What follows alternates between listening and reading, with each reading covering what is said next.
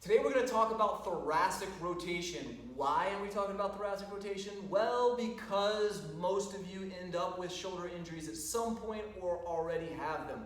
So why is the thoracic spine important for the shoulder mobility or the shoulder health? Because it is all about mobility. So the thoracic spine, we're thinking about just from a general standpoint, below the bottom part of the shoulder blade to the base of the neck. That's really the mid portion of the back and the mid portion of the spine that we're going to be able to work through mobility. Now, most of us are stuck at a desk or stuck in a car to where we're rounded in the back and we're holding this position forward. I talked about in previous videos about the shoulder drape where the shoulder is forward, and when we start to reach overhead, we start to jam that position or that joint into a brick wall, basically, so that we're causing all sorts of compensations and problems. Well, the thoracic spine, if it does not get into mobile positions, opening up into rotation, we are going to limit its capability, therefore cause a lot of compensations when you do have to rotate. Think about reaching for the seat belt. Think about being able to grab your child from falling off of a cliff. Hopefully you never have that happen. But when you call for stabilization and control of your movement in a thoracic spine rotation position, we have to have that. And when you don't have that, bad things can happen. So in order to free up your shoulder to being able to go into full range of motion in no matter what direction you want to, try freeing it up in its biggest limitation. And typically for us as humans, as modern humans in 2020, we need to free it up in the thoracic or the rotation position. So we're going to do a 90-90 T-spine rotation. Now, a lot of the actual mobility pieces to the thoracic spine include the breath. So you always want to inhale to get engaged into the movement and exhale to increase the range of motion of that movement.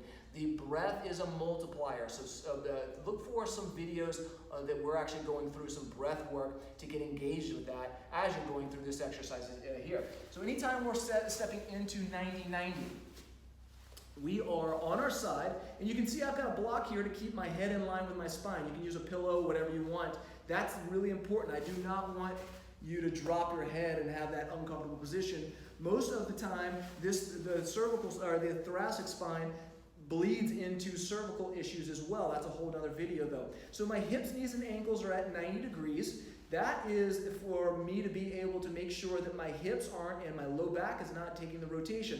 So if you have a pillow or a block, you can squeeze that there as well so nothing is rotating from my pelvis, nothing is rotating through my lower back. I want to squeeze and keep this position nice and still. My hands are out in front of me, my palms are together. With my arms locked out, my eyes are going to follow my top hand. My top hand is going to rotate back in a nice good plane as far as it possibly can.